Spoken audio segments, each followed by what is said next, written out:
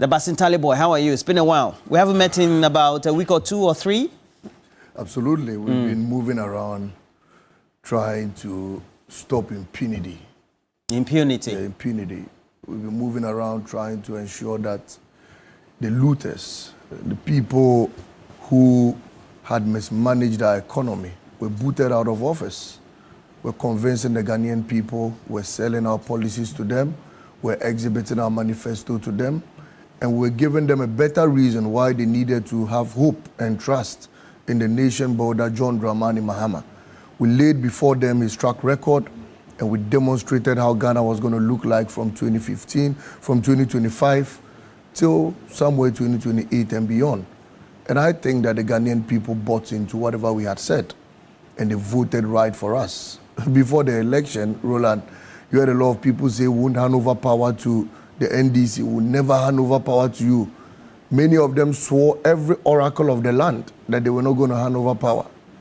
Power is here by the grace of God and the will of the Ghanaian people.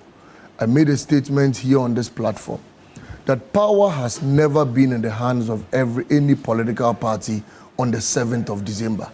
Our constitution is designed in such a way that by the 6th of December, power goes back into the hands of the Ghanaian people. The Ghanaian people then determine who they want to give power to. And so if Brian Champon, together with all other people who were swearing oracles they were not going to hand over power, had checked their hands on the 7th of December, they would have realized that power had left their hands. And the Ghanaian people bestowed power in the hands of the NDC. I think it's time to forge on. I think it's time to get to work. We made so many promises. We made so many assurances. We had so many contracts with the Ghanaian people. And it's incumbent on us to exhibit that in a very solemn way so the NDC could stay in power forever.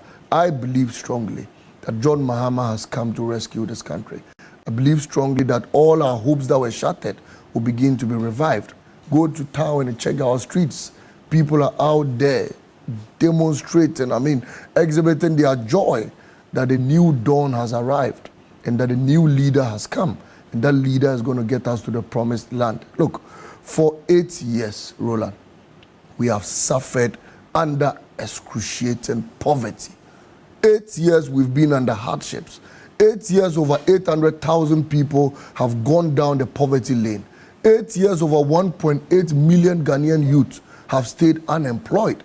8 years, people have gone to work without hope. 8 years, inflation had skyrocketed to 54%. 8 years, all the government knew how to do was to borrow out of the roof. And Baumia would go out there, borrow recklessly to the extent that we are indebted to a tune of about 780 billion. Just yesterday, WAEC issued a statement that we're owing them and they were not going to release our resource. I looked in the skies and I said, all the monies we had borrowed, what were we using it for? All the revenues we had incurred, we had accrued in this economy, what were we using it for? Even WAEC, Baumia, you couldn't pay them. And then you come and stand before us and you say, Sisi, Fianeme, or Dominicane Bemau. And you think Ghanaians were going to vote for Dominicane Bemau. If you don't have money, how do you give Odoka? You need to work, make money, and then you can set the barricades and the barriers right. And so, Roland, I think that this election was a stop to impunity. This election was a stop to nepotism. This election was a stop to corruption. This election was a stop to, ineptitude. This election was a stop to family and friends. This election was a stop to, visionlessness and some government in power that clearly did not have direction and did not know what they were doing. This election was a total stop to incompetence, and is incumbent on us as a government to take us out of the woods and get us to the promised lands. I listened to, briefly, before I land, I listened to my very big brother, Kwesi Sapo, make a point that, look, politicians build here, build there, build here, and all of that. Look, the truth of the matter is that Ghanaians are not worried if you as a politician even buy 5,000 cars. Ghanaians are worried if you drive 5,000 cars and they stay in poverty. If Ghanaians are satisfied, if you make Ghanaians appreciate the work you are doing, you can even drive a private jet. Nobody cares. But if a Ghanaian youth goes to school for 22 years, the person graduates and they do not get a job, and you waste £14,000 an hour flying a private jet, You think they're going to take that nonsense? Every Ghanaian youth is going to fight against it. But if you make people work, people have good salaries, people make mama and dada proud, nurses are posted, teachers are posted, I complete the university and I can get a job under a 24-hour economy. If you want, go and buy a jet ski. If you want to buy a ship, Ghanaians will say, you have done for us, you can do for yourself. But if you keep doing for yourself and you don't do for us, we'll rise against you. Then that's where the concern. Absolutely. Well, so after all this talk, now you've been elected into public office. So that's the party. That's right. Going to form the government. That's right. And already over the last 2 days, which subsequently led to the intervention of the former president. That's right. And then President-elect John Dramani Mahama. We are not going to retrieve stolen cash by using same method as quick credits. Operation Return All the Loot is not some savings and loans company where we go into the night throwing stones at your zinc to pay, all the monies you have stolen. If people care to know, a lot of the monies that have been stolen by this current government have been transformed into digital money. If they don't know, people do no longer steal cash and stock it in the house. They steal the money and they save it in safe havens. People have stored it in cryptocurrencies and what have you. And so if you batch into somebody's office or you batch into somebody's house, how do you retrieve monies that have been stolen and put on cryptocurrency? It's not possible. What's your point? So money itself does not like noise. They say sikam pedede. We are going to use silent means to retrieve the cash. This morning I had a call that people were going to the Tema port. And so that's why I was late. I had to ride my bike to see them. I got there and none of them is an NDC person. None. There are people under this current administration who are angry with their leaders. There are young men under this administration who are angry with their leaders. And they've been writing on Facebook that our leaders were spending the monies and this defeat serves us right and all of that. Many of such people have decided to confront their leaders and also get their little monies back before they leave office. And when I got there, not a single person. On TV3's website, you posted a video of Owutu Senya West, where the young men, the NDC men, intercepted, they went and arrested people who were looting from an Agenda 111 project. All the people who were arrested were MPP. Yet people are attributing all the budgets and all of that to the NDC. It's not true. The NDC guys have decided to start arresting some of the people who are batching into offices and all of that. And clearly, what happened in Owutu Senya West demonstrates to all of us it's not that a lot of people... It's not the duty of NDC young people to go arresting people just because those people decide to barge into, possibly enter we would do that. Into government warehouse, etc. We would do that because Malik Basintale, that should not be done, Owutu Senya West case, if you listen to the guy, he said he had informed the police commander of the people. They can play the video and said the police commander should go and arrest them. And the commander told him that they should go and initiate a citizen arrest. And so they went there and they arrested the people. Because, they are tarnishing the image of the NDC. Your young men get up there and then they go to storm an office and they attack people and all of that. And people think they are NDC young guys. These are MPP persons who are angry with their leaders and have decided to attack their own leaders. What happened in the Owutu Senya West? Your journalists were there. They videoed everything. Our people decided to stop them and prove to the entire country that no NDC young man has gone out there to attack anybody. The MPP guys are those attacking their leaders because they feel their leaders had done chop, their leaders had abandoned them, and they had been suffering for 8 years. It is not easy to get 1.6 million votes in an election. It means that many MPP persons who were fed up with their own government voted for us. You know that. Floating voters, the NDC together with some MPP people. And so many MPP guys are angry with their own leaders. And Roland, I tell you on record, I've asked you the question. And the question is, why should we have the NDC youth being the ones to go and stop so-called MPP youth, if that is the case, to stop them from looting or perhaps even forcibly entering to take, whether it's fertilizer? Because there was an incident in Ho. That's right. NDC young people and then some of the leaders said they were stopping the MPP guys from looting. From taking fertilizer, etc. I'm saying, why don't you go report to the police? Because it is not wrong in this country to initiate a citizen arrest. If I'm sitting in my house and a thief comes to steal your motorbike, I cannot sit down and say he should take the motorbike away, so I report. If I can arrest him in a lawful manner, I will do so. And the reason why a lot of our guys have decided to arrest the MPP guys who are now looting and batching into offices and pretending to be NDC guys is because we want to set the record straight that these are not NDC guys. Those batching into offices, those attacking public officials are MPP guys who are peeved and aggrieved with their own leadership. And so President Mahama has called for calm. He's asked all NDC guys, if you have some few who are part of the NDC people, the MPP guys, to drop their weapons. And we are also asking President Akufo-Addo, you are in office. You are still president of the country till the 7th of January. It's time for you to call your men to order. If they are angry with their leadership, settle your issues at your party office. Don't settle your issues at public institutions where you let your boys go there and attack people and all of that. Look, we saw what happened in 2017.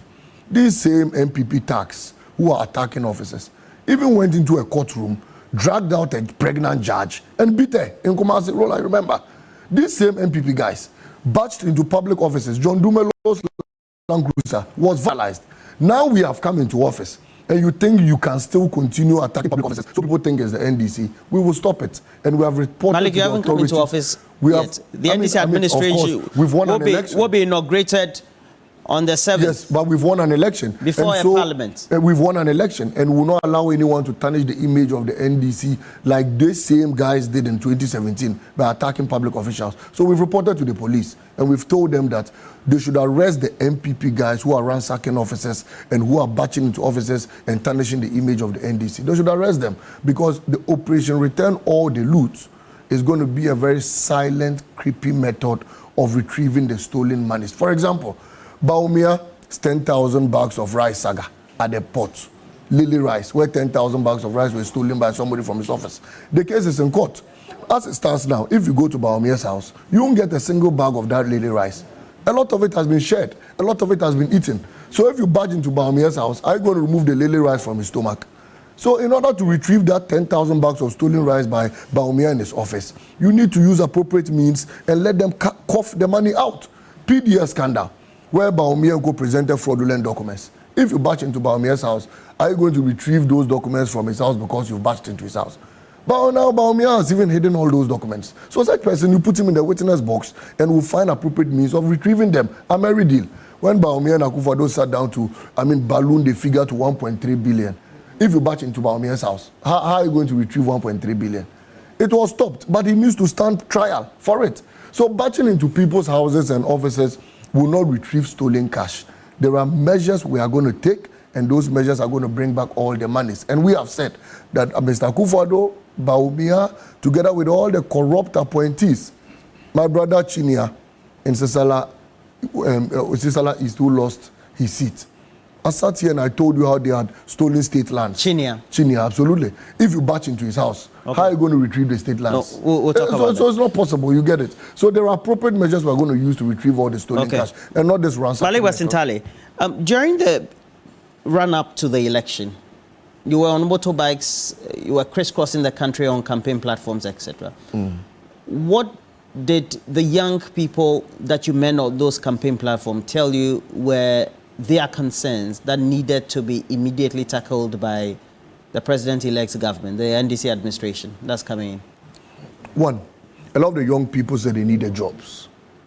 Two, the young people said they needed better living conditions. Three, a lot of the young people said they needed security and a safe environment to operate. And four, a lot of the young people said all they wanted was a brighter future. I visited nursing trainees, and all they said was that they see their seniors who had completed more than 4 years ago still seated at home. And so even they who are completing in about 2 months' time, they don't know what the future holds for them. Are they coming to add on to the backlog of 4 years and wait for the 4-year group to be posted before they are posted, or are they going to be posted immediately? And so all those nursing trainees asked to be posted when they complete from school. The teachers I met, our teacher trainees, also said they needed to be posted when they complete from school. University students I met said they have been in school for 22 years, ever since they were born. They don't want to complete and come and sit in their house. They want to complete and get jobs. And so President Mahama said, I will meet you halfway. I'll provide a 24-hour economy to industries, So they would operate at 24 hours and then recruit more people. In the last 4 days, TV3, you have been running 24 hours. You know, so TV3 has been running 24 hours. I salute all of you. It means that a 24-hour economy is the future. And you people have been running at shift. This one comes in the morning. But we've been doing that since time immemorial. Absolutely. No, but that's been our routine. You are working now full 24 hours. Where even we've always worked 24 hours. Yes. Only that we're now doing the Ghana Decides election. Hold on. Yesterday at 11, 12 p.m. there was a panel in the studio, right? Yeah, but that's not going to continue forever. That's true. Was here. True. But it's for the election. So absolutely. It's a special coverage. But you are going to, other companies are going to go into full 24 hours now, right? I'm only saying this for you to understand that a 24-hour economy is possible. And it has been possible in the last 4 days at TV3. Whether you decide to continue it or you don't continue it, but it has been made possible in TV3. Is that not the point? And so we think that the 24-hour economy is the new future, and Ghanaian youth are going to get jobs and people are going to get employed. In our campaign, we had the first 120-day manifesto. If you remember, President Mahama had put across many promises and said he was going to achieve some within 120 days. I am pleading on the Ghanaian people. In order for us to start marking President Mahama, let's start with his 120-day social contract. President Mahama said, I would appoint the leanest government. When appointments start, if President Mahama should appoint 61 ministers, then you can come at him. He said, I will do 60 ministers. That will be the first check. Number 2, President Mahama says within 2 weeks, 14 days, I'll be done with appointments of my cabinet. Take your pen and paper, check it. President Mahama says within 120 days, I'll scrap the Burton tax, I'll scrap e-levy, I'll scrap the emission levy, and many other, unnecessary taxes. Once we do that, check it. And so there are many promises we are done within 120 days that I think the Ghanaian people should take their papers and they should start checking. Once we do it, it means President Mahama is truthful. Once we do it, he's truthful. And that's the future of this country. Indeed, on the campaign platform, you on your motorbike, even in the rains, was a sight to behold. It looks like the issue of the Burton tax and then the e-levy are very dear to the heart of young people, especially those who are investing in cryptos, those who tend to do a lot of work electronically, etc. Why should that be an immediate assignment within the 120 days? I mean, because... And how did that resonate with the feedback you got on the campaign platforms? It's important we do that within 120 days because it was a matter of high interest to the Ghanaian youth. We listened to them. Our manifesto was a people's manifesto.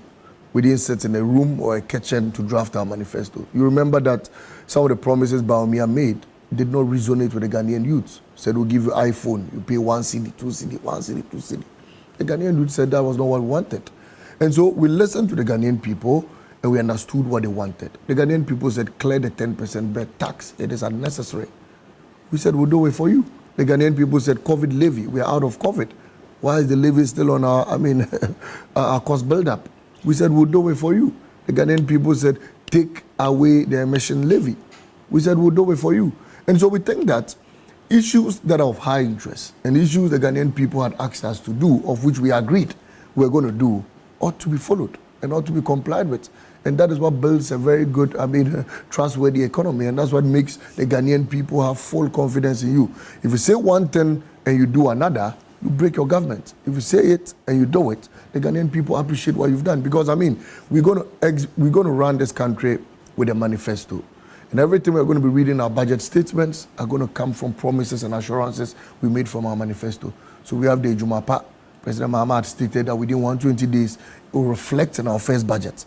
That makes sense to the Ghanaian people. And Ghanaians are going to mark us based on our manifesto promises. Along the line, there could be new things that we'll be confronted with that we need to, address, even though it may not be in our manifesto. Those are excesses. Those are things we could tackle. But on the straight road, we should go with our manifesto and we should do as it says. You've taken upon yourself, right from the campaign up to today, Operation Recover or Loot. Why have you made it a personal mantra and a battle? Why don't you leave it to the government? First of all, Roland, I hate corruption. Not just corruption, but causing high financial loss to the states. I believe that corrupt money could be used to do a lot for this country. $58 million was used to sink a hole. $58 million could have provided a school for people in Salganov. It could have completed the E-block in Salganov. It could have provided a clinic for the people in Boko. It could have provided a hospital for the people in the Savannah region. That's so much of money to be used just to sink a hole that has become the world's most expensive hole. An architect who just drew the plan, of course, that shouldn't have even taken more than 10 million, was paid 125 million within 1 week after completion. Yet, our renal unit needed only 2 million. The government said they didn't have money. We lost more than 5 people as a result of that. Old men who had lived responsible lives, stored their monies in bonds, and wanted to enjoy in retirement. Their monies were restructured. The CEO of the Karma Group said he had become an irresponsible man, all because he couldn't get access to his pensions. Yet, huge sums of monies have gone down the drains in corruption. 14,000 pounds an hour was used to fly a private jet around in this country. Our president was bathing and whining and dining in the sky when people were suffering, people were struggling. The National Cathedral, same National Cathedral, that is still a hole, has a CEO that is being paid a gross salary of 28,000 Ghana cedis every month. It has a board that is being paid 22,000 Ghana cedis every month. A hole. CEO of Keta Port. The Keta Port is just a signboard that Mr. Akufo-Addo has appointed a CEO who takes a salary every month. The Bank of Ghana wasted over 77 billion, just printed, without recourse to law, without taking it to parliament, and with so many breaches. At the end of the day, that money was recklessly spent in the economy. You know what it did for? You know what it did against with the Ghanaian people? It caused hyperinflation in this country because the top level had so much money. There was so much money in the system, but the people of the middle class and the lower level did not have access to that money. So the inflation was hitting our heads. With our mega salary, we couldn't buy anything again. And so, Roland, corruption is a canker. And all Ghanaian people stand against corruption, no matter how it looks like. And I felt that, look, of all the works we have done, if we don't fight corruption, we'll move forward and move backwards. And so, we cannot also let all the monies that have been stolen go down the drains. If that happens, every government will come, steal money, go out of office. The next government will come, steal money, go out of office. If we don't institute accountability, where people stand accountable for all the monies they have stolen, future governments will come, spend the monies, and they will leave office. You seem to be very passionate about it. I'm very passionate because I know that if we retrieve $58 million that was used to sink a hole, we'll be able to build schools, we'll be able to build hospitals, we'll be able to build roads, and we'll be able to create jobs for the Ghanaian youth.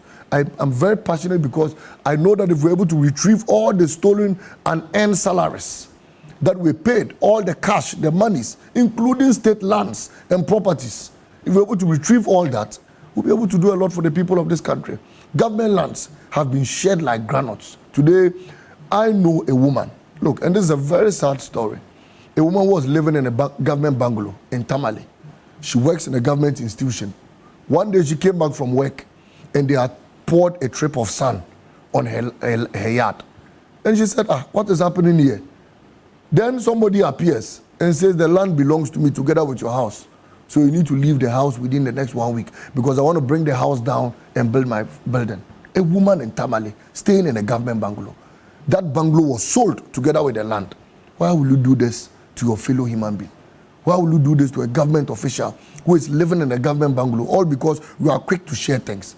Just 3 days ago, when the government lost the election, they decided to start auctioning vehicles. I have a whole list of government vehicles that have been quickly auctioned to people. Already? Already. I have a list on my phone. They've been valued. They've been auctioned, a Toyota Prado, to more than 50 vehicles. Quickly auctioned to family and friends. They'll be retrieved.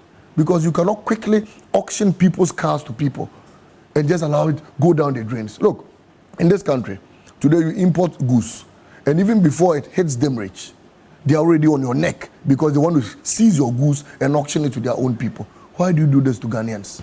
Why do you do this to innocent importers who bring their commodities into this country and want to sell and make a living? And so This government has been wicked to the Ghanaian people, no matter how you look at it.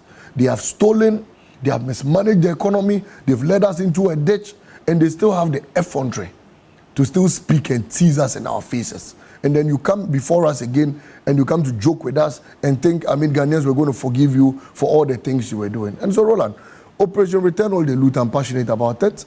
I feel people must be held accountable, and not just persons from the MPP, but even persons from the NDC who decide to misappropriate funds. If President Mahama appoints you, and let me sound that caution, and you come into office and you loot, we would bring you out of your office and hold you accountable. We will let the laws deal with you. President Mahama has said it, and we'll rehash it. This is not a man who is going to tolerate a single iota of corruption under his government. President Mahama will never be called the mother serpent of corruption. He's going to fight corruption, he's going to face it head on, and he's demonstrated that before, and he'll repeat it. If you know you are coming to work under President Mahama's administration, and the intention is to come and loot, create loot and share, then please, you better wait. That administration has passed. It's about leaving office. You better wait for maybe after 50 years, when some of President Mahama and the NDC government, maybe we are tired of governance, then you can come and start looting. But if you think you can come and loot under President Mahama's administration, then forget it. Because if you joke, Oral will deal with you like it's going to deal with the MPP appointees. It will deal with you. And yours will be worse, because we need to use you to set an example to the Ghanaian people that John Mahama is coming to develop the country, John Mahama is coming to progress the economy, John Mahama is coming to transform Ghana, and John Mahama is the man going to take us to the promised land, because he's the chosen one by the Most High God. You seem to have put a lot of responsibility on yourself. Yes. Okay. It also means that you know the internet never forgets. That's right. Okay. So if there should be a scandal on you in government, what do you think will happen? Oral should take its course. If there should be any scandal on me in government, Oral should take its course. I'm not above the law. If anyone should try, then if you are not investigated, you cannot be vindicated. President Mahama for 4 years, President Mahama for 8 years, out of office, was standing trial. This government took him into the witness box. They tried him for a very wasteful Airbus scandal, tried him for this, tried him for that. At a point I said, sir, you can't allow these people to be misusing you carelessly. He said, no, I need to stand trial. I need to prove to the Ghanaian people that I'm innocent. I need to prove to them that I, John Dramani Mahama, I have never been corrupt and I'll never be corrupt. He was vindicated. At the end of the day, all crimes that were leveled against him, he was vindicated. President Mahama became a hero and was celebrated in this country. And so if anybody should come out from anywhere to say, Malik Basintale is corrupt, Malik is this, and they say I should stand trial, I would come and stand trial. If you investigate me and I'm vindicated, fine, because I know in my heart that I'll be clean, and I know John Mahama's administration would be pure and clean, because we are coming to work, we are coming to do what we promised, we are coming to take us to a next level, and we are coming to work for the youth of this country. And so, Roland, even you, if tomorrow they say you are corrupt, you will stand trial, you know that. If they say your cameramen are corrupt, you will stand trial. You agree that if they say you are corrupt, Oral should take his course on you too. Do you agree? Of course. Absolutely. So we are on the same page. You seem to have had the knack during the campaign to have endeared yourself to young people. And that also reflected in the following you got. So I witnessed a certain pattern where the top or some MPs or some constituencies, the campaign was a bit weak. You went there for reinforcement. That's right. Why did you seem to have targeted Chinia? Chinia was not a target. It was not a direct target. I'm asking this because you even, apart from having a face-off with him on television, that's right, I think 2 or 3 times right here in Accra, yes, you even traced him to his constituency to go and campaign for the NDC candidate. That's right. Subsequently, he lost his seat. That's right. That's why I'm asking, why is that you seem to have targeted Chinia? He wasn't a direct target. Corruption was my target, not Chinia. And so if Chinia was shredded in corruption, then he also became a target. Anyone who had done something corrupt was the first target because we needed to sanitize the system. So Pius Majide, in the Austria saga, I went to his place twice. And I told the people, he was now promising to even take people to US. You, Austria saga, we haven't finished dealing with you. You are now promising to take people to US. And you think such people should be in parliament. So we needed to go there, boot him out. Chinia, government lands in your own hometown. You have bought it, you are putting up a filling station, bought another government land, you are putting up a radio station. And so if President Mahama today wants to build a hospital, it means that we need to go and buy a private land. Do you know that? Because Chinia has taken all the government lands there.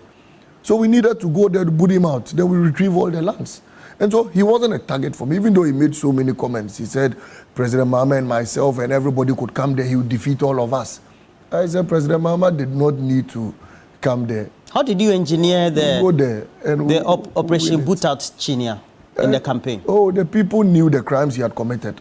The people knew that for 8 years he was smuggling fertilizer. And they knew that he was smuggling it on the back of donkeys. And the people said, we have suffered. 4 months to election, because Ibrahim Traoré had put a ban to the importation of fertilizer into his country, they now decided to bring the fertilizer back and started sharing it to farmers. And the farmers asked him, for 8 years, you haven't given us fertilizer. 4 months to election, you are bringing fertilizer thinking that we're going to vote for you. Oh, so we'll vote against you. I went to his community in a school in one of his major towns, needed only 50 chairs, 50 desks, 50. The community is called Chalu. You can call them and ask them, Chalu. 50 desks. Chalu community. They needed 50 desks. Chinia couldn't provide for them as an MP. When I got there, the people told me, I just did an appeal for fun, called few people and said, I beg you, help the people of Chalu. There and then, we provided 50 desks to the people of Chalu. We said it on live TV, my integrity on the line. And so, it was so sad that you come to Accra, you see him on TV, President Mahama has what this, he has done this, shouting, and you can't provide 50 desks to your people in Chalu, and you think you should still be an MP. You know, they work like that. And so, Roland, I went to many communities where I felt that we needed to win the seats. In other communities where we had MPs, I just needed to go there. I mean, we needed to give them reassurance that the MPs were good. And many people said... Because I was just about to talk about Sojaman. Absolutely. You went there for reinforcement. I went to Sojaman because I needed to let the people understand why Mr. Thomas Ampem was the best for them and why they couldn't sell their color TV for black and white. And when I got there, the people themselves told me that the man goes around, Pius goes around promising visas. Goes around, will take you to America, take you to this. The people said their aim is not to go to America. Their aim is to get jobs and work in their country. Who does not want to be in his motherland? I've had many calls of people in America telling me, Malik, now President Mahama has come, we'll come back home and work. Now Ghana is a safe place to work. Everybody wants to work in his motherland. It's because times are hard and things are not well. That's why people always want to flee the country. And so if your major campaign promise is I'll take you to America, meanwhile, you are the CEO of YE, the highest employment agency of the land, and you cannot employ your people, and you are promising to take them to US, and you think people will just buy into such weak promises. And so it wasn't because Malik went there, it's because the people are discerning, and the people knew what was right, and they knew who they wanted to give power to, and they retained the very venerable, intelligent, highly competent, Honorable Thomas Ampem. They retained him, and Sisala is voted for a strong man, Mohamed Bataglia, who they believe is going to transform the fortunes of the economy, together with all other constituencies. You see the tsunami that happened. They voted against MPs, people who talk recklessly. You see, we've gone beyond a certain level of politics. With the greatest of respect to Mr. Katie Hammond, I watched him so many times on platforms, speaking to his people, and you are joking with people who are struggling. The people ask you what you've done for them, you insult this person, you see, you see, Ghanaians, we've gone beyond some level of politics. The youth of this country are not interested in jokes, so they want jobs, they want better future, brighter futures. Everybody wants to live good. So if you think people are struggling, come and stand and say, you're coconut head, you're this, and you are joking, and you think they'll vote for you because of that. We are discerning. Look, Eslewusu, people shouting, pomposity, the arrogance was too much. She's down, flat. My very good friend in Japan Mesa, talking as if the world belongs to them. To some level of, I mean, please. Today you are down, flat. The whole western region, there was a tsunami. Upper East cleared all the seats. Upper West, 11-11. Many big people who we never thought were going to lose their seats. Ano Dompre and Sawama Doajere talks as if he was one of the people who said, we'll hand over power. He said, don't hand over power today, don't hand over power tomorrow. They swear everything. Look, when I watched some of the MPP guys, and you see, Roland, let me just add this. We are discussing post-election, but let's address some of the pre-election issues. I watched some MPP guys have the effrontery to say, if NDC wins, I'll burn myself. That's Benjamin Jawaf. Oh my goodness. You know him, right? I know him. I saw a young man. I'm a young man. But you don't put, some put their testicles on the line. Somebody said if they win, if NDC wins, we should castrate them. I saw a pastor who said if NDC wins, burn my church. Hey, power that belongs to Ghanaian people, you are talking as if the power is in your hands. What? Power that belongs to the Ghanaian people, you are talking as if it's in your hands. Hey, we should burn your church. So today, if NDC guys should go to the church and burn it down, people will say NDC is on rampage. But he said it. It's a pronouncement he made. I watched a certain video, the man said, castrate me. So today, if Basintale, I catch him and I put plier on the testes and I castrate him. Roland, you come and sit here and say, Basintale is wicked. But he said we should I will say that, yes. He said we should I said that you've taken the law into your hands. But he said it. He said we should castrate him. People put their things. I don't know. Some people said if it wins, you don't do that. When you know that you don't have absolute control of the power, you are talking as if you are in the minds of over 30 million Ghanaians. And you say, somebody says, if it happens, shoot me. If NDC wins, kill me. Hey, my brother, pre-election commentary is dangerous. You must be careful with some of the things you say. Somebody swore, even Mr. Akufo-Addo, he said he will never hand over power to John Mahama. Hey, Mr. Akufo-Addo, sir, President Mahama is president today. At the will of over the 30 million Ghanaians have taken the decision. He defeated Bawumia by 1.6. Who will you hand over power to? Let me ask him now. He congratulated President Mahama. I thought he said he will never hand over power again to President Mahama. Look, let's be mindful with the comments we make. Brenda Champon, you attempted plunging this country into chaos. If today, Rock City, people attack it, what will you do? We must be careful. But that should not be that. Absolutely. That's what I'm saying. We must be careful. I know don't pray. You are shouting. We won't give you power. Today, even you have lost. When I watched his video leaving the room, he had just grown lean all of a sudden. I said the downfall of a man is terrible, you know. But let's all be humble in a lot of things we do. And let's respect the Ghanaian people. Ghanaians are discerning people. We can't continue to feel that pompous and arrogant. Roland. During the campaign, what was with the bike? When did you start riding bikes and using it as a means of transport in campaigns and events? You see, the truth of the matter is that I love to ride. But I also realize that we can't, if you do the same thing, same way all the time, you can't get different results. So we needed to use another approach. Many people see riders as being criminals. Many people think that once somebody's on a bike, it means the person is a suspicious person. But no. Riding makes us get to our locations fast. Today, I came on a motor, you know it. I came on a bike. I came on a bike because I had to rush to go and check the boys who were going to attack the harbor to confirm if they were NDC guys, and I realized they were MPP guys. And then I realized that my time will not permit me to get here on time. So I had to use the bike quickly to get here. Am I a criminal? I'm not. There are many people who ride out there. If you go to the US, there are very rich guys who ride. Look, Mr. Ibrahim Mahama, he likes to ride. Even President Mahama. That's some of the fiercest. Yes, even President Mahama loves to ride. Many people in this country. We call them bikers. Yeah, we are bikers. So if you see somebody riding, it doesn't make the person a criminal. The only reason why sometimes people do not like people who ride is because some go overboard. They break the windscreen of a driver, and sometimes they use it for petty thievery. Absolutely, petty thievery, because it's quick to escape and all of that. But if we regulate Okada, we will be able to know everybody's number plates. And if you are caught without a number plate, you'll be picked up. If we regulate Okada, we'll be able to know that, look, this person, if he hits your windscreen, just take the number on his car, like it's done with vehicles, and they'll be able to arrest him. And that is why President Mahama said, we will regulate Okada, we'll legalize it, and ensure that no Okada rider destroys any car. Because you see, riding is not a crime in this country. Biking is not a crime. If I ride my motor and I pick even 2 people or 1 person, it's not a crime. You get my point. If I pick somebody, it's not a crime. The only crime is for commercial use. And so whether President Mahama regularizes Okada or not, riding will still be there. Those armed robbers will still use motos to rob.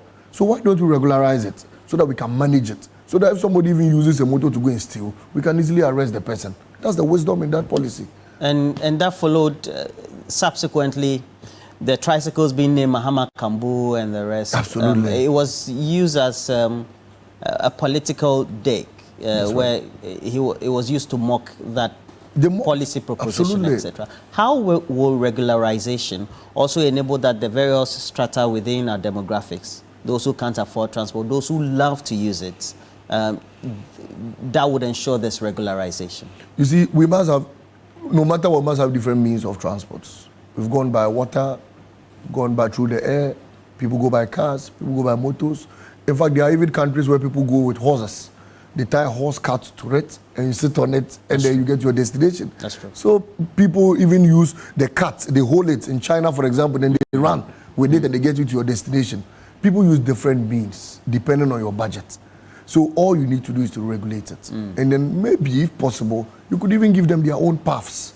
That look, instead of going through the city, inner city, you could use the outer city to get to your destination so that we do not cause a congested environment there. And that is why, if you remember in 2016, President Mahama was doing so many alternative routes so that we could, I can get to Accra without using 37. You get the point. I can get to Accra. The bus rapid transit Absolutely, the BRT system, Ayalulu and all of that. Grounded, They all had their own paths they were using. And so if we have a proper transport system, I think there will be a free flow of traffic and everybody could get to his destination well. I'm looking forward to a future where even people in Tema will go by train. You understand? You don't need to go by bus. It will decongest the motorway. You stand at Jamestown, you go by train. In fact, in the near future, we could even go by ferries. So you go to Jamestown. Absolutely, you get to Jamestown, you park your vehicle there, and then you use it to other towns, to Keta and the rest, to the Volta region. Akosombo, even Takrade. We must get to that future where people use ferries. And out abroad, people travel with ferries and all of that. We cross even some of our bridges. You go to Dambai, you cross with a ferry. So why can't we use the same ferry system to decongest? And it carries a lot of people. So the train system, the ferry system, and other alternative land means of transport must all be utilized. I think it will decongest traffic on Basintale boy, you seem to have earned the reputation of being a very feisty figure. What in your upbringing has gotten you fired up like this? I mean, we grew up the hard way. And no matter, I wouldn't say I was born into a poor family. I mean, I was born into an average family. But my parents will always let you achieve for yourself what you ought to achieve. They would push you to do it. And so we had always been go-getters. We get it, the tax is set for you and you've got to achieve it. And that's how we grew up. And so growing up in the North, I think that the whole community, you've got to struggle for survival. And that's what brought us up. And that is why I love to stand for people. Because growing up, one of the things that we hated was cheating. And growing up, all those who knew me, even from my days at Prempeh College, would tell you that I was always against cheating. I'd fight for people I'll fight for the needy, I'll fight for the less privileged, and I'll fight for people who are going to be cheated.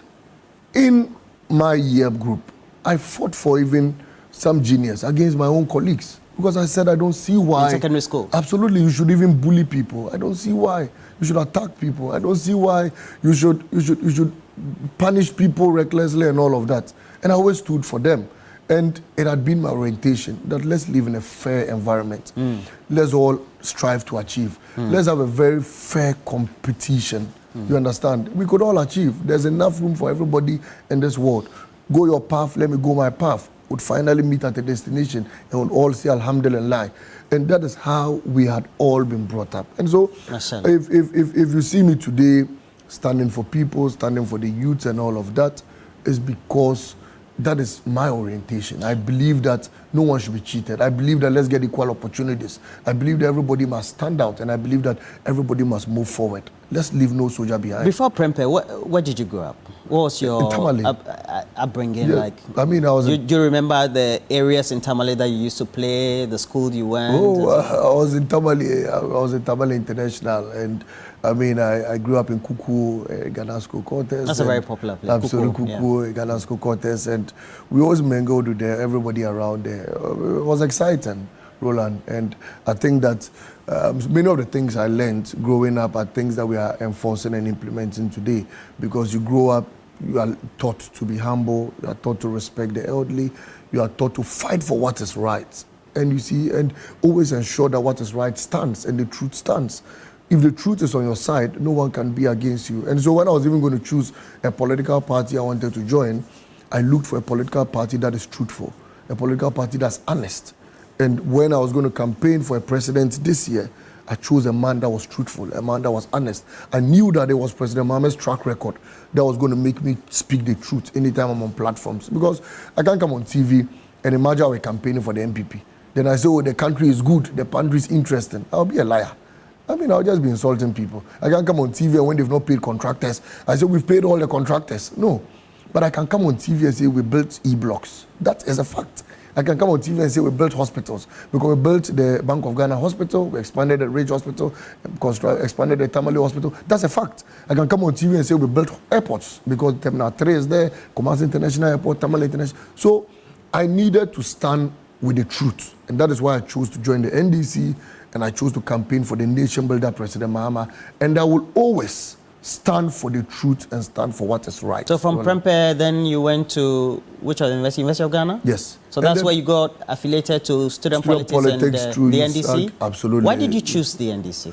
Because it was a party that was truthful. It was the at the University of Ghana? Absolutely, and it was a party that respected all manner of persons. Look, come to think of it, out of 16 regions, we won in 13. It's not easy for a political party to be diversified in that manner. 13 regions. It should tell you that we stand for everybody. In the Ashanti region, where I mean is purported to be the stronghold of the MPP, we swept a lot of votes. It means that the people love us there. In the Eastern region, we swept a lot of votes. It means the people love us there. Why is it that in the Upper East region, MPP could even win 1 seat? Upper West, they couldn't win 1 seat. Bono East, not 1 seat. In fact, Savannah, currently there's a seat under contention, but they couldn't even win, seats there. So it should tell you that the MPP is not a diversified party. The NDC is diversified. Look, even in our flag bearers, we've had President Mills, who was a Fante. We've had Rollins, J.J. Rollins, who was a Voltairean. We've had John Mahama, who is a Northerner. Our running mates, we've had Prof. Jane, who is an Akan, of course, relatively. And we have chosen people from all walks of life. And so when I was growing up, I wanted a party that respected all manner of persons. A party that respected Voltaireans, a party that respected Northerners, a party that respected Akans, a party that respected everybody and could give everybody an opportunity. Look, in my party, I'm very young. But my party has respected the fact that the future of this country is the youth. And my party has given me, and not just me, together with other young people, an opportunity. Look, Sami Jemfi is given an opportunity. You have Eda Magbana, you have Osman Ayerga, you have Elikem Kotoko, many young people. And the young ladies, you have Naache, you have Ajuan Song, you have Louisa, you have Beatrice Anan, these are young people. I mean, Shamima, Muslim, these are young people, relatively, who have been given the opportunity, same as opportunities were given to the Joyce Bowers, the John Jenapo, all those people. So the NDC would recognize your potential, it will give you an opportunity, and moving forward, I'm telling you on record that the only youthful party we'll have in this country will be the NDC. Because all the up-and-coming youths are going to join the NDC because they find light in it. They won't join the MPP. Look, you've been in power for 8 years. Take a look at the caliber of ministers that are in the MPP. I mean, even the elderly know that at a point in time, the young people should take over, no matter what. One day, I was called by Professor Ahoy. And Professor Ahoy said, Malik, you people are the next generation of the party. We have done our bits. We'll continue to advise. But at this time, imagine Prof. Ahoy fighting for a ministerial position. Do you get my point? But you have people like Prof. Ahoy in the MPP who were still ministers and fighting for ministerial appointments. But Prof thinks that, look, I should sit down and advise you people. When you people work, I'll guide you little by little till the time ends. But you still have same people in the MPP who do not even want to give the younger ones in the MPP an opportunity to also rise. In my party, it is not so. In my party, the elderly ones want to sit down, they want to give the younger ones an opportunity, and they want to guide you. And that is what has made us the National Democratic Congress in this country. On the platform of our streams, and this one I pick from Facebook, Jessica DeWitty says, please remind Basintale that our certificate of survival, how far? When you say certificate of survival, those watching want to know, what is it? It's a certificate of honor. Okay. It's to honor you for staying alive. Many didn't stay alive. Some committed suicide as a result of the hardships they were going through under this economy.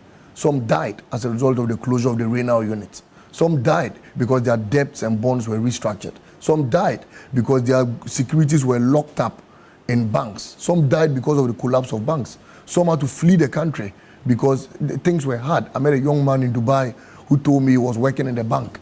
And simply because Mr. Akufo-Addo and the MPP had collapsed all the banks, he had to go there for greener pastures. Roland, we must honor the young men and women who stayed under this economy for 8 years. I think that in the coming days, you have to invite many of them here. Ask them how they did it. It hasn't been an easy journey.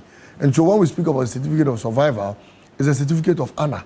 We may not be able to distribute certificates to 30 million or all the youth of this country, but we would send, we've already done a soft copy, we would send around. When you wake up in the morning, look at it and thank God that you stayed alive for 8 years under this unbearable hardships. On the 9th, after the swearing in, on the 7th, we are thinking of getting a few ones and then distributing to people. It's a certificate of honor.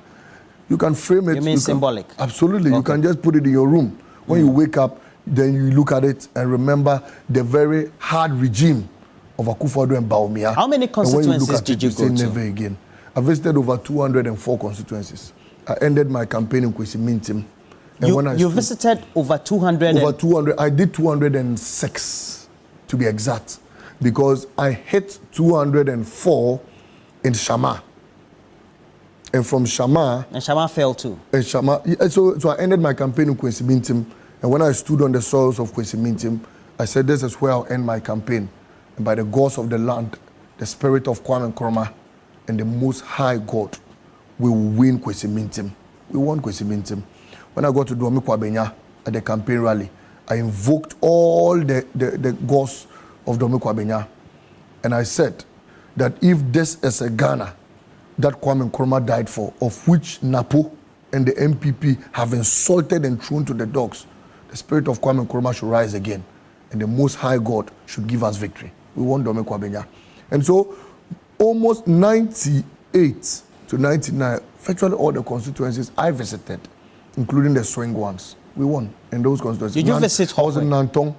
I visited Hohoe briefly. I went to Hohoe for a communication workshop, and then I visited there a day before the campaign launch again. We won Hohoe. I was in Nantong to campaign for Dr. Khaled. We won Nantong. I went to Yendi. You saw my video in Yendi where I responded to Napo's comments that Yana if a Dagomba should vote for NDC, it's haram. I responded to him in Yendi, and I invoked all the ancestors. These are Muslims? The Muslims, yes. I invoked all the ancestors of Yendi. And I said that if this is truly the soils of Yendi I'm standing on, by the grace of Allah, we will win Yendi. What has happened to Yendi? We have won Yendi. And so I can count the constituencies, the orphan, Sesala East, we've spoken about it again. We won Sesala East. All the, in the Ashanti region, at Dansia Krofrom, I was there, and I told the people that I have come here to invoke the spirits of Adansia Krofrom. They should rise up and give victory to a truthful party. And by the power of the Almighty God, we're going to win Adansia Krofrom. We won it. Azuma is the MP of Adansia Krofrom. And I can count the constituencies that I visited, and I give you the data. Data will speak for itself. All these places I'm counting are constituencies I visited. And when I got there, I said, Inshallah, Esler's constituency, Ablekuma West, right? Yes. I was there. You visited there too? Yes, I stood on to campaign for Reverend Addo? Yes, I stood there and I told Reverend Addo, I said, Reverend, on the 7th of December, when we finish voting, by the 8th, you are a pastor, you go into your room and leave us. And I told them, I said, when we hear ke, we will do keke. When we hear keke, we will do kekeke. When we hear kekeke, we will do krrr. Many people ask me what that. Do that again. I said, I told the MPP that in Reverend Ado, I said on 7th December, if we hear ke, we will do keke. If we hear keke, we will do kekeke. If we hear kekeke, we will do krrr. At 2 p.m. on 7th December, we issued the first command and we said activate all body cameras. Nobody understood what that meant. Then at 4 p.m., I gave my command and I said, move 20 meters close, cock and hold. Nobody understood what that meant. We're using our own formula, and then we won. I told Reverend Ado Eslo who was going to fall, and she fell. And Reverend Ado, he couldn't believe the results himself when he saw what had transpired there. And I went to Henry Cote's place.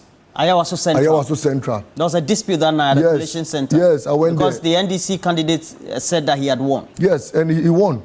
I went there. But ultimately there was a... We won. I went there on the day before the election, and I said, if I'm truly, I went to Newtown. I said, if I'm standing on the soils of Newtown, by the grace of the Almighty God, and by the spirit and power of John Dramani Mahama, this seat will become green. And it became green. I went to Baba Sadiq campaign, final campaign rally. Central. I was there. And I told Baba Sadiq, and I told the people that this is the soils of the Chief Imam. I know where the Chief Imam hearts belong. And I know Chief Imam will stand for the truth. If indeed that is it, by the power of God, this seat will be turned green. And it was turned green, you know, so. So I can count the constituencies one by one, one by one. It saddens my heart that I couldn't visit all constituencies. We couldn't go everywhere. Did you go to any part in the Oti region? No. But you went to Hohoe? I went to Hohoe. In the Volta region, I had done programs before the campaign. Across? Absolutely. Okay. Commenced. But many other places, I could go around. The Bono East region, for example, I was in Techima South and went to the magazine and all of that. And we said Techima South will turn green. It turned green, Techima South. It was green. And a few places that belonged to the MPP. Salga North, I was there. I went around the villages and I said, if this is the soils of Ndewura Jakpa, then let the Jakpa staff speak for us. And we also went to, you know, you follow Community Manifesto. Absolutely. You did a lot. Yes, TV3. You went around. I commend you. And you know, we were boycotted by the MPP. Ultimately, they came back. You are supposed to be celebrated. You were attacked. They called you all sorts of names. At the point, they were calling you NDC communication officer. I heard all of that. They said TV3, they named all of you, you, Johnny, and the rest. They will line your pictures and insult you from morning till night. You are sitting here in suit, right? Are they in power again? They are leaving power. That's what God does. And so, you see, the advice to all of us is stay humble. Respect the Ghanaian people. Respect everyone. If Roland speaks the truth, it doesn't mean you should insult Roland. If Andani speaks the truth, it doesn't mean you should insult Andani. If anyone speaks the truth, it doesn't mean you should insult the person. Just appreciate criticism, work on it, and you move forward. But if people speak the truth, what has Roland Walker done? You insult Roland Walker from morning till night. Today, you are out of office. Come and insult Roland Walker again. The way you have a lot of young people following you, you should contest for the youth organizer position of the party come 2 years' time. My interest now is not in what somebody should contest for or not. The biggest headache on my mind now is how we are going to deliver on our promises. That is the headache on my mind. Whoever takes over after John Mahama, whoever does this, it's entirely premature ejaculation. You don't ejaculate when you've not gotten to your destination. We must do things step by step. The first task ahead of us is to deliver on our mandate. That is my headache now. I woke up this morning, and before I left the house, I held my head and I said, we have a lot of things to do. I was recollecting a lot of things we said, and I said, we got to achieve it because we've got to stay in power forever. And by staying in power forever, we need to achieve and deliver on our mandate. That is my headache, and that is what I'm thinking about. So if I hear people say, after John Mahama, who next? After John Mahama, let's think about John Mahama now. Let's help President Mahama succeed. Let's work for him. Let's work tirelessly for him. Let's stand for him. And if he achieves, if President Mahama achieves, even if we go and bring, excuse me, to say a spoon, after President Mahama, the people will vote for the spoon. But if you don't let President Mahama achieve, if you don't support John Mahama to deliver, And then you are thinking of who takes over after your mama, or who becomes what in the next national election, or who becomes this. People will call me, Malik, you have to start preparing for this. You have to go here. I said, that is what you are thinking about. That is not what I'm thinking about. I'm thinking of how we can support the old man. I'm thinking of how we can support President succeed and deliver his mandate. I'm thinking of how we can make Ghanaian youth proud of us. I'm thinking of how Ghanaian youth could get jobs and everybody could be satisfied. That is what I wake up in the morning to think about. Right. Now, going by all that you've enumerated, it means that there's a whole lot of responsibility on your shoulders. Absolutely. To whom much is given, much is expected. And then the young people are counting on you. That's right. Okay. Are you thinking of only success or failures as well? Where success comes, fine. Where failures come, how do you intend managing it? Depends on how the failure looks like. I mean, if... Let's say the promises to young people are not able to be actualized like the intentions were. Why? Why can't they be actualized? What is stopping us? You have gold, you have cocoa, you have oil. Young people say, all we need are jobs. Why can't you give them jobs? Tell me. 1.8 million young people are seated in the house. They say they want jobs.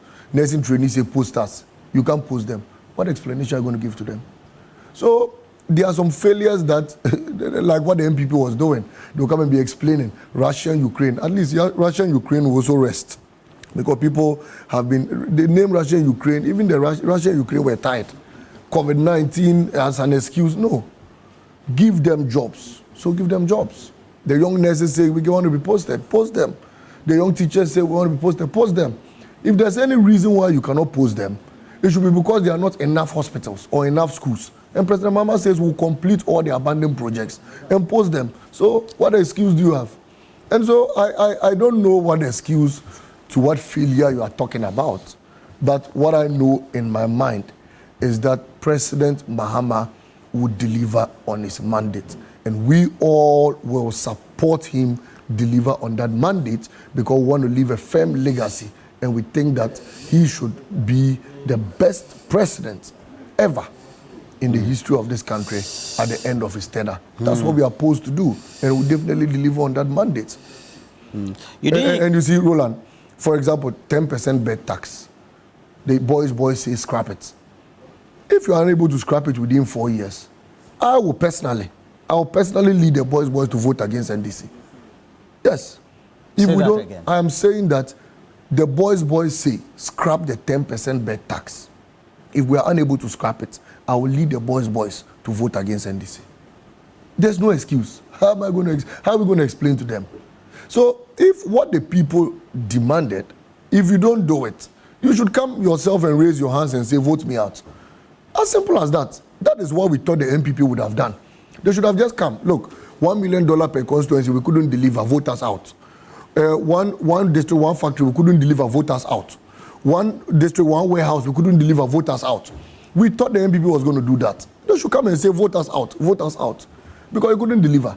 So if 10% bed tax, we couldn't scrap it. We'll come and say, we couldn't deliver, we are sorry, voters out. As simple as that. There's no turning back. There's no explanation to this. There's no justification. There's no excuse to it. As simple as that. I have a couple of messages. I'll go through them, and then you respond to them. And then we'll go back to the incidents that have happened. That's right. We'll go to Utu Senyais and all that. Yes. This one is coming from Chairman Francois, who says that it's not only the youth that you appeal to. I'm a great admirer as well. And he's also a middle-aged person. Okay. And then also, we have a lot more people who say that they would want you to contest various positions. You are saying that it is not the time, right? It is not the time. They want you to. It's highly premature ejaculation. Premature ejaculation. Okay. All right. Then I have a couple more. So let me just also go through. This one is coming from Emmanuel. Emmanuel says, please tell Basintale that he has won the soul and mind of many of us. He should keep up the good work. Zero tolerance for mediocrity. And this one also is coming from Osei Boateng from Ishai. So he says that, ask Malik this question. All the politicians start this way and then they don't end up fulfilling all the promises. So he said I should ask you, do you know that not all promises are redeemable? some could be redeemed and not others. Who said that? Oseboatin from Ishaeso. We have 4 years. We'll judge after 4 years. We have the first 4 years. Ask me the same question after 4 years. All right. But you know that not all manifesto promises are redeemable in 4 years. Ask me this question after 4 years. All right. Okay. So, E-levy is already scrapped. Give it a try and see. Okay. At what point in time do you think that we need to take a quick look at the free SHS in terms of the 120-day implementation promises of, because it's an integral part of the discussion we're having. 100%. Yeah. And so that also brings to bear some of the lies and propaganda that was spread by the MPP. You see, Roland, free SHS, now we'll see whether we'll scrap it or not. Is that not the case? And that is why I say the MPP will stay in opposition forever. The reason why I say that is because you lied to the Ghanaian people that the NDC will scrap free SHS. So at the end of 4 years, if we don't scrap free SHS, it means Ghanaians will know that you are a bunch of liars. You lied to Ghanaians that when the NDC comes, we will scrap a lot of things, and even, said so many things. Roland, as soon as possible, we've got to delve into the discussion around free SHS. It is bad. It is bizarre. Students going to school in 3 shifts. That's wrong. They serve students with food and you don't even know whether this is food for human beings or, excuse me to say, food for animals. It is wrong. President Mahama says it touches his heart. He bleeds anytime he sees some of these foods. Look, the last time they showed a video of granola soup, I couldn't tell whether it was granola soup or it was kuka soup or it was ayoyo soup. You can't tell what it is. Make something and give to students to eat, all in the name of free SHS. So President Mahama is saying that we'll hold a stakeholder dialogue, we will sit down, we'll look around the table, and we will make free SHS better for all of us. It is sad that our wards go to school to eat, very terrible foods. So President Mahama says we'll decentralize it. Headmasters will now be in charge of the feeding. My mother is a matron. And my mother used to tell me that, look, the best solution is to decentralize the feeding system.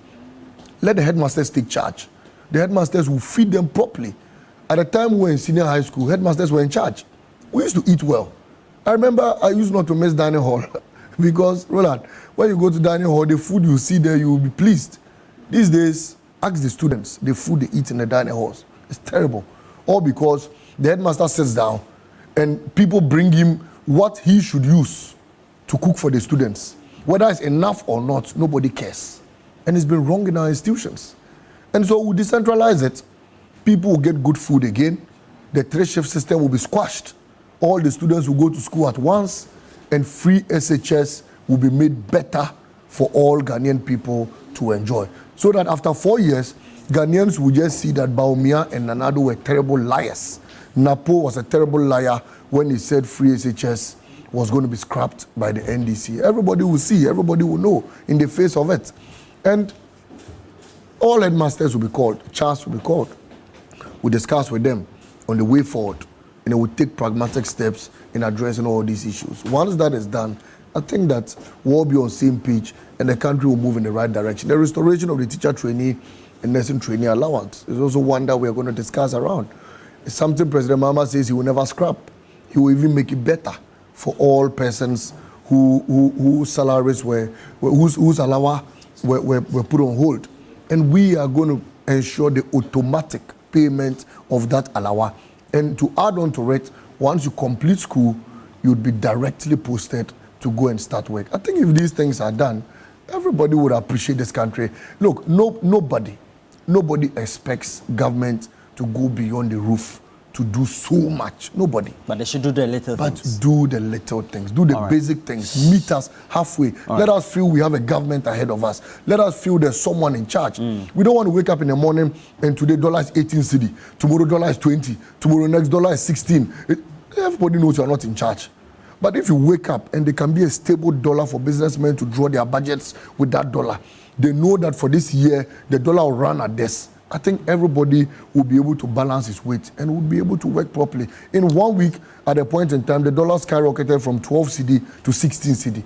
How do you come into terms with that? How do you reconcile your accounts? That was terrible for us.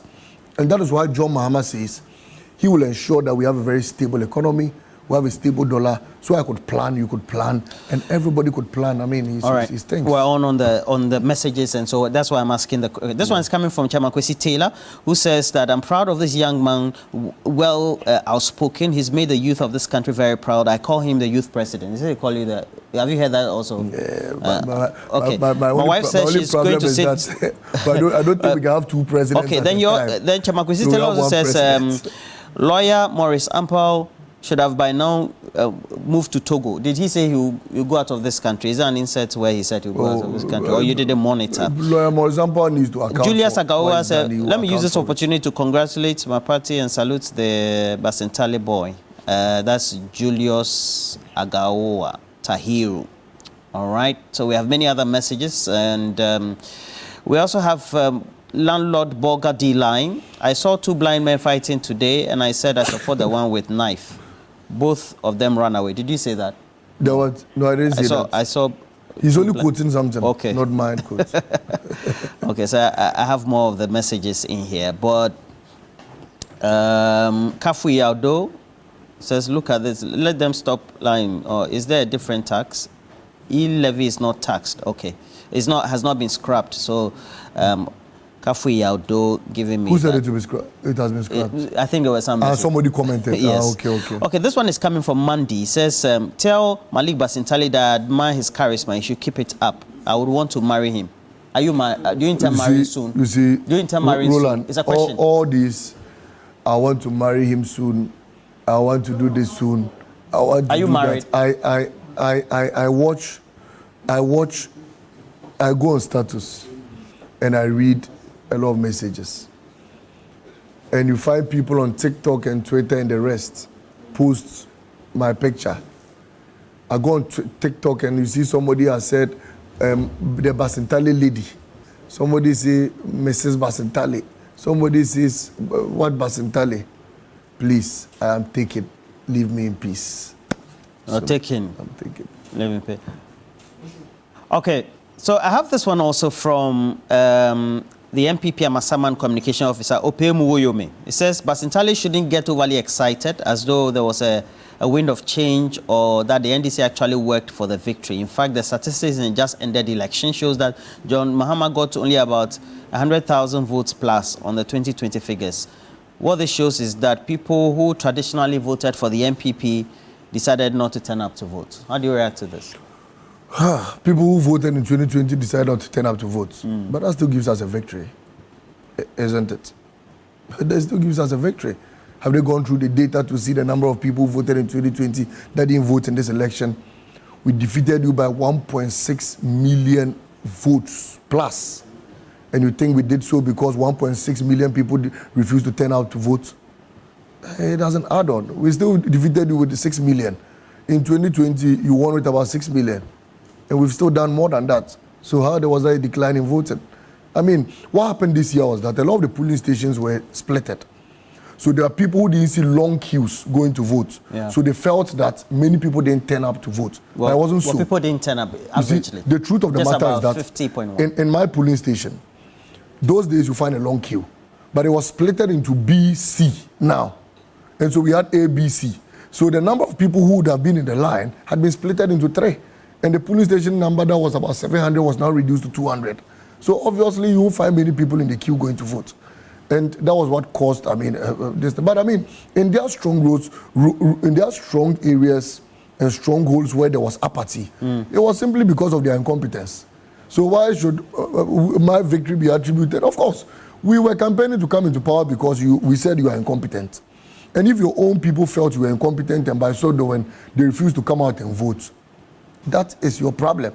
And that is not my problem. You understand? It's all part of the victory. And so whatever it looks like, however it is, the fact remains that, 1, President Mahama will be the first president to be sworn into office the 3rd time as president. 2, President Mahama is the first president to leave office in Ghana and come back and win again as president. 3, President Mahama is the first president to have won with a margin of 1.6 million in this country. 4, Bawumia is the first president to have had the terrible loss, the most terrible loss in the history of our Fourth Republic. And so those facts will stay.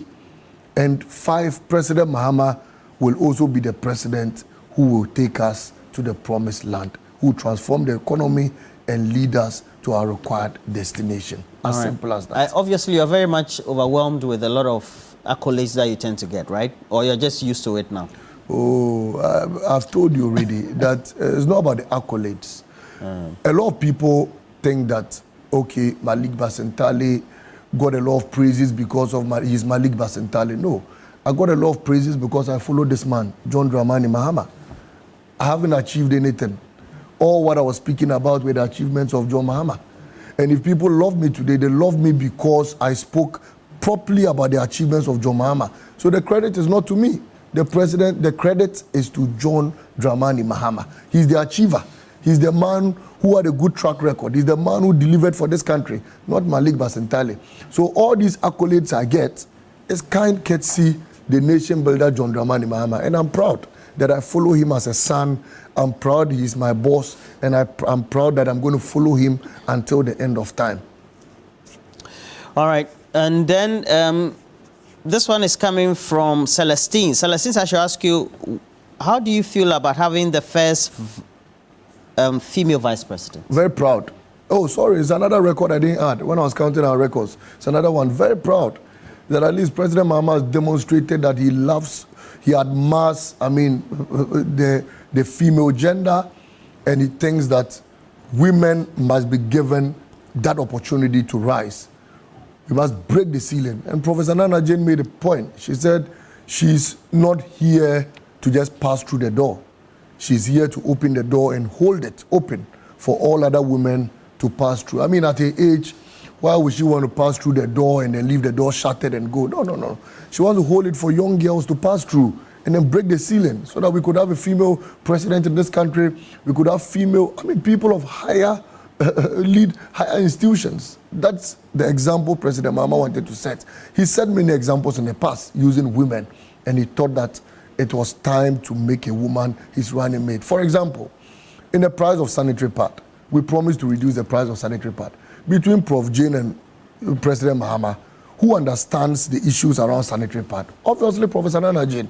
And so she knows what women go through every month. Whether you like it or not, as a woman, you must cough out money to buy sanitary pad. I can go 1 month eating food and not buying anything. But whether you like it or not, as a woman, you must buy sanitary pad. It is not your doing. It is your creation. It is what God gave to you. So why should a woman cough out about 30 cedi, 35 cedi to buy something that she didn't impose on herself? Something that God imposed on her. She has to suffer to cough out money just to buy sanitary pad. And that is why Prof. Jane said when she comes, all the prices of sanitary pad will be reduced, and the students, female students, the girl child, will get sanitary pad for free at their tertiary institutions. The Women's Bank. We know what happens in these savings and loans, where sometimes they come and throw stones at your roofing sheets. You know it. They throw stones in the night, they attack market women. Prof. Jane says we'll bring a women's bank. The manager will be a woman. The security people will be women, the cleaners women, the cashiers women, the tellers women. Everything about the bank will be women. And that bank will give loans to women. So women could also, start their businesses and could also help transform the fortunes of this economy. And so there was a main reason why we brought a woman on board. And I know in my heart that the women will never fail us in this country. President Mahama will not fail us, and a woman like Professor Nana Jane will also fail the people of this country. Okay, so we'll introduce you to the video of the incident that happened in Owutu Senya. That's right. Is it Owutu Senya East or West? Owutu Senya West. West, okay. Get up.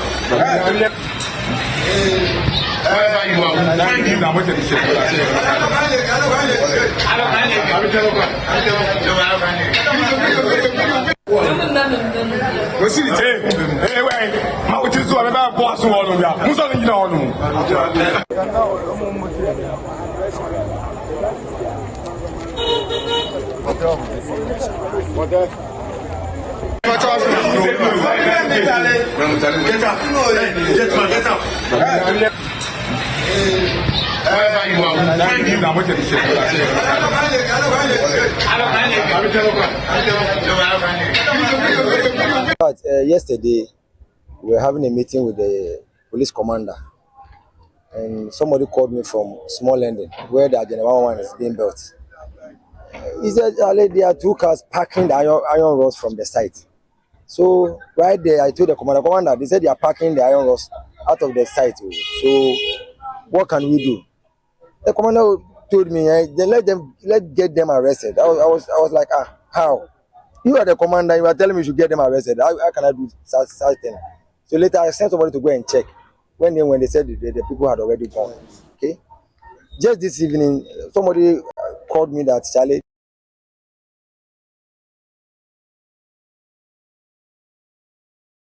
there's another truck parking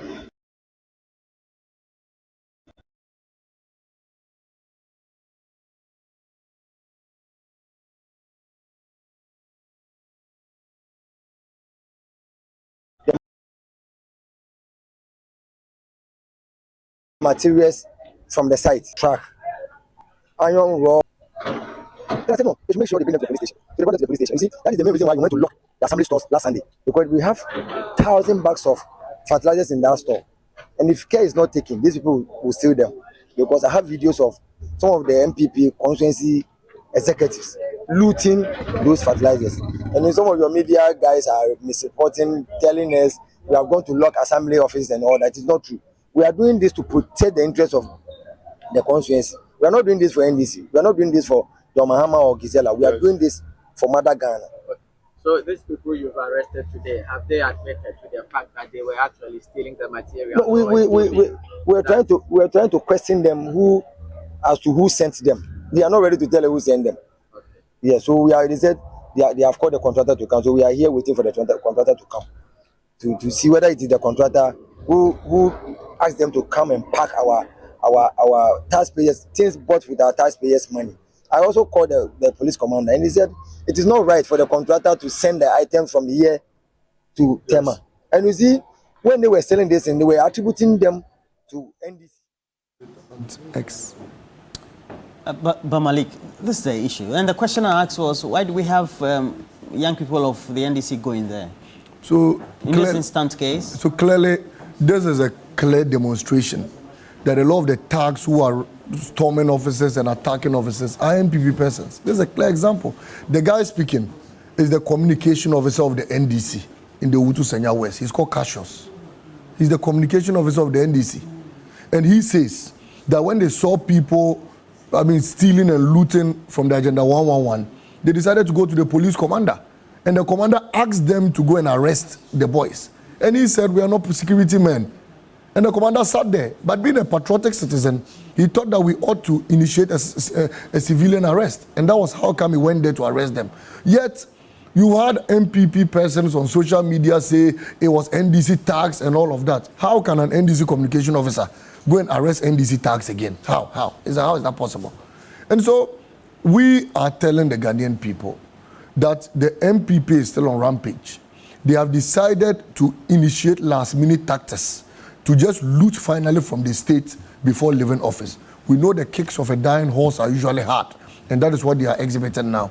But the security agencies, the police, everybody, President Mahama has asked that they stop everybody storming or rampaging any office. A lot of them are MPP boys, including those this morning I went to trace at the Tema port. They were MPP, militias, who had decided to go and ransack their own offices so they could loot in the name of being NDC people. But we will stop them and will prove to the entire country that NDC is a peaceful party. NDC is a party that came for the people of this country. And isn't it surprising that immediately this issue started, we had MPP people go on social media. You've seen the party you voted for. You've seen the party you voted for. Because they have a plan. And the plan is that they will let their boys cause mayhem. And then they'll quickly attribute it to the NDC. But we would fight against that and we'll stop it. And that's how come Cassius, together with his men, arrested those boys. And they handed over to the police. So 21 gun salutes. And we'll continue to arrest a lot of the MPP guys who have decided to storm offices. Yesterday, some MPP guys stormed Ghana Gas.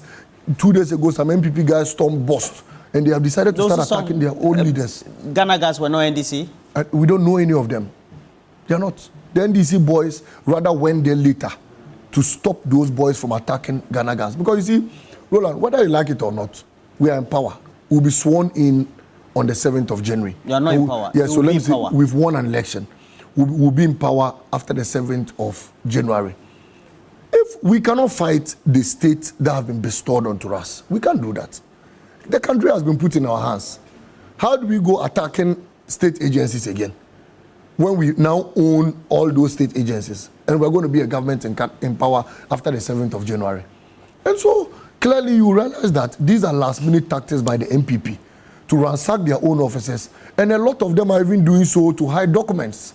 I'm told in the coming days some are even attempting to set. Malik, are you sure? I'm telling you that I've been told, and I'm going to report that to the police, that some of the MPP guys have said they will deliberately set some of the offices on fire so that we lose documents and we cannot find the documents and we can't trace a lot of them.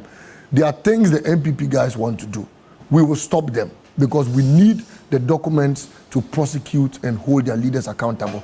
And anybody who is found storming any office or ransacking any office will be picked up by the police or by we, the NDC people, who arrest the people and will hand them over to the police, because the NDC is a peaceful party and all our boys are doing everything within the remits of the law. So the question is, why don't you let the police why don't you call the police for them to go to those institutions and restore order? If you listen to the Utu Senya West guy, he said he was even before the commander. Didn't you hear that? And he said he told the commander that, Roland, he said, Commander, go and arrest the boys. And the commander said, you to go and arrest them. We don't know what's happening, but we are urging the police service to maintain law and order. Mr. Akufo-Addo and Bawumia, you are still at the helm of affairs. Please ensure we have law and order. Don't leave a lawless country for us. Please, Mr. Akufo-Addo and Bawumia, your days are numbered. You are out of office. You will finally pack your things out on the 7th of January. Don't lead us into a lawless country before you hand over to President Mahama. Hand over a peaceful country to us. The NDC is peaceful. Our young men and women who are vigilant at the polling stations are peaceful.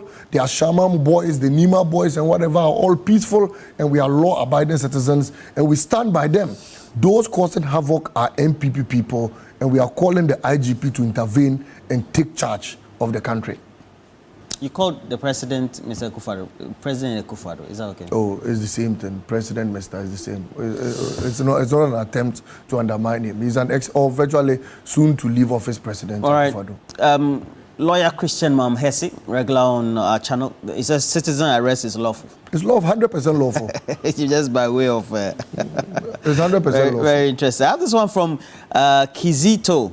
Okay, good morning to you, Kizito. He says, I know Malik will not be swollen-headed with all the accolades being attributed to him, but will stay focused and help the party stay in power. And Kizito Tema. Okay. And then also... Mensa Asumeni Michael, Bodu Mensa Asumeni, good morning to you, Michael. He says that please tell Malik that in 2016, Abronya DC also stormed with a task force. Yes. And he was, we saw them chasing people who were in government, even from their homes, and harassing them. Yes. So you're saying that they retaliate? I don't understand. Abronya, so that's the point I'm making. I'm saying that the same tax Abronya and Co used in 2016 are the same tax they are using now again to cause havoc. In 2016, they beat a pregnant judge. They dragged her out of her office and stepped on the stomach. The woman had a miscarriage. They are doing the same thing again. The same MPP tax are in town causing havoc again. And so Abronya, also Bempa, and all those people who use those people to cause tax, please stop and desist from that. Or else we will come and would initiate a citizen arrest and will hand you over to the police. Okay. Why don't you stand for parliament? Uncle Taf wants to know. Why don't I go to parliament?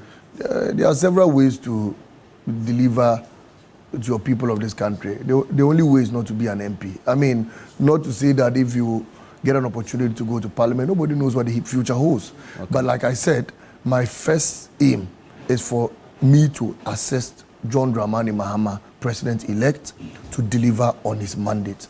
That is my next step. Simplicity. Any other question aside what we will do to help the people of this country is a non-starter, and I don't want to engage in premature ejaculation. I see. Okay, so this one is coming from Gifty Enyonam Fiamo Maye with the Keta Government Hospital. He says that, tell Malik, he's our mini God on earth. We really admire him and love him. Hey. When will you get married? I don't know. He said I should ask you, when will you get married? You should bring me 10 wives. I'll marry all of them for him. that certainly will be in jest. You bring me 10 wives, I'll marry all of them for him. Malik Basintale. Okay, so we have to come to the conclusion of our discussion, but if there are 3 things that you're hoping that John Mahama, Nana Jane Opoku-Agyeman administration will achieve at the end of the 4-year term, what would it be? 3 top. 3 top would achieve. One, or you would expect them to tackle? One, a 24-hour economy. That will create fully sustainable jobs for those who want the people of this country who want to enroll in it. 2, the National Women's Bank that we want people to enroll in. And 3, the National Apprenticeship Program. Okay. If I could add, I feel like adding 2. 4, the free medical primary health care should be achieved. 2. And 5, the no-fee stress, free tertiary education fees for university students. Let me go on, please. There are many I want us to achieve. 6, the cancellation of the 10% bed tax. 7, the cancellation of e-levy. 8, the institution of a pension scheme for GPRTU drivers. 9, the creation of a mining refinery in mining communities. 10, the creation of a cocoa refinery in cocoa growing communities. 11, the completion of all abandoned hospitals. 12, the completion of abandoned e-blocks. 13, completion of all roads, abandoned roads. 14, creating an airstrip in Yendi and ensuring that we give the people of Damango and Yendi water. Should I continue? I have a lot to go. I would have just all in 4 years. All in 4 years. Okay, great. We will do it. We'll see how that goes. Power of God. We will all do right. it. 15 to appoint 16 ministers. 16 to run the leanest government. Of course, that's to appoint 16 ministers. 17, the 120-day social contract. That is to appoint all his cabinet ministers within 120 days. 18 is to ensure that 1 million people are trained in the coders program. So we could get a lot of people in IT. 19, I can go on and on. The promise in 19 is to regularize Okada in this country. 20 is to ensure that all government workers could get a free loan to take a car or to get a free housing scheme where government workers will build houses for you and will be deducting from your salary. 21 is to ensure that your pensions, you can take it after half month. Malik. I can go on. Elliot when you have a nation builder as a president, you don't struggle to bring out policies of his. But ask the MPP, their policy. Those say Elliot Wogbe says good morning to you and that you guys work together on many fronts. Thank you. And then Hamza says, tell my brother Basintale I salute him, but you should look for me small. That's Alhaji Hamza. It's not easy. And Dr. Makafui Tavia of the KNUST, good morning to you. You're watching, he says, well, it's always a delight to watch the interviews and the way you ask the question and push the guest to speak even if he doesn't want to. That's a great one. And then Dela Agbenyaga, good morning to you. Please ask him whether they have any plan about the men's gold. Dela Agbenyaga, do you have your money men's gold? I'm not too sure. But there are some seats that are yet to be fully declared. They are also in contention. Techiman South also in contention. They've declared Techiman South. But it's in contention. But they've declared, if you don't understand, go to court. That's the position of the NDC? Yes, go to court. If you don't understand, go to court. As simple as that. The MPP are high believers in the court system. 2016. So they should go to the court. In 2016, they should go to court. 2027, they should go to court and went to court. If they don't understand, they should go to court. I see. Simple as that. I see. Our big brother Jube is laughing. Okay. They should go to court. Okay. Bruce Foucault says the NDC left the northern part of Ghana under development, rather concentrated much at the south. Our roads are very bad at Upper West, for example. He says that you need to advocate for development in northern Ghana. So that's one of the examples of the corruption I was talking about. Chinia took the contract. The road is talking about is the road Sasala East.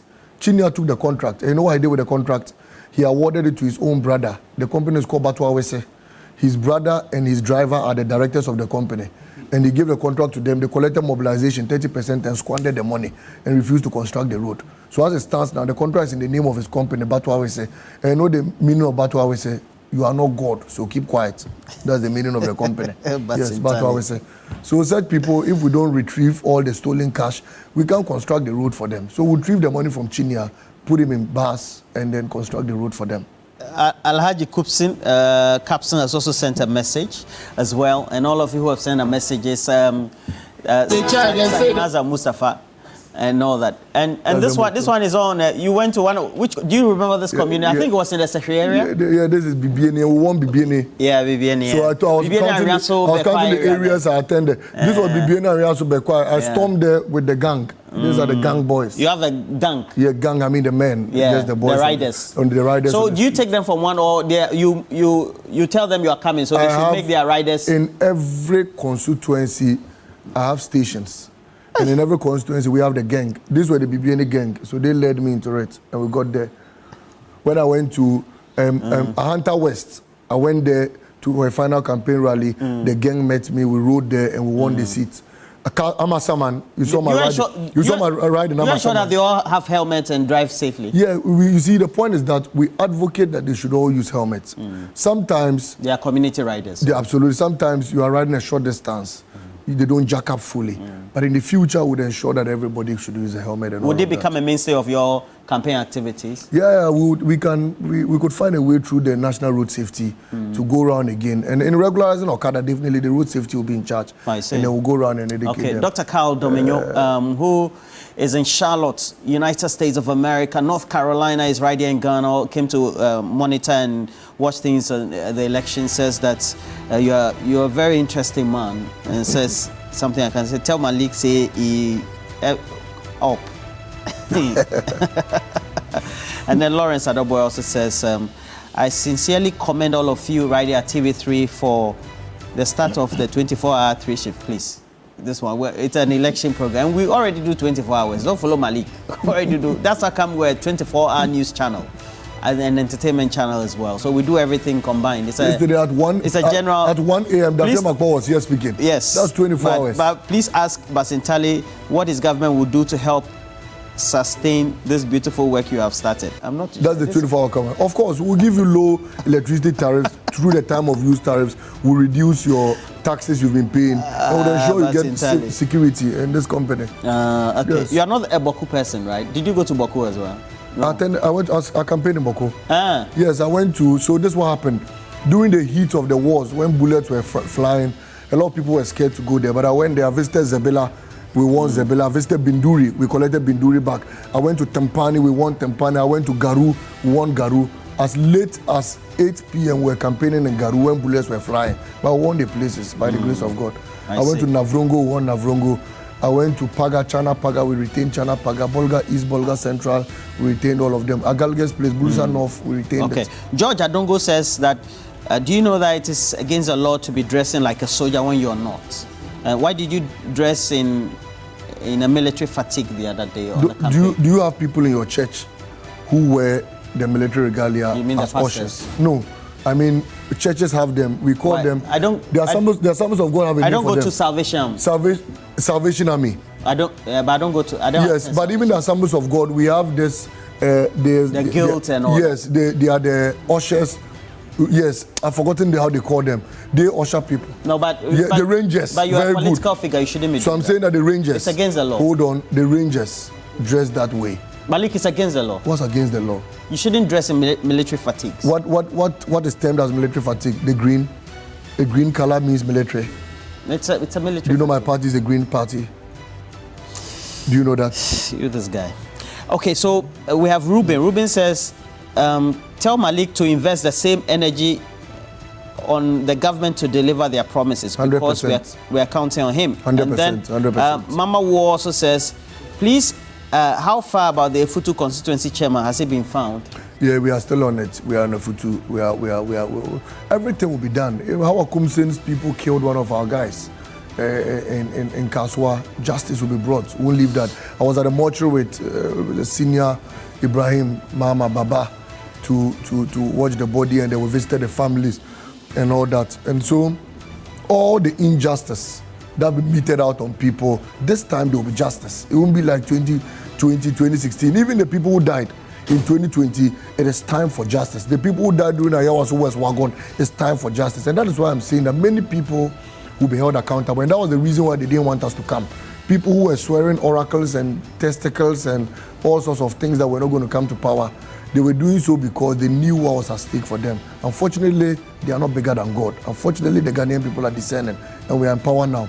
Those people will be held accountable. I've had many calls of people calling to tell me, Malik, you see, as for me, you people have to free me, have mercy. I say, okay, when we get there, we shall cross. Well, certainly more messages coming in, and this one is coming from Adam Kobe, who says he wants to have your number. Okay, so this one is coming from Evans Dinko Garu. Roland, I want Malik and all the NDC executive to make sure that we safeguard state assets, the fertilizers and machines in the various warehouses. And that, all right. Thank you very much for passing through the studios this morning. Roland, thank you very much for having me. It's time to get to work. After 7th of January, we'll delve into action. And we're going to take off at flights. Yesterday, I was with the nation builder and the president-elect, John Dramani Mahama, and all he said was, Malik, fasten your seatbelt. Let everyone fasten his seatbelt. We're going to take off in 4 flights. Ghana will never be the same again. Ghana will be transformed. Ghana would be lightened up. Ghana will be beautiful. Ghana will be proud of our country, Ghana. And all the youth of this country, everyone in the diaspora, many people will come back home because the Ghana they always wanted is here.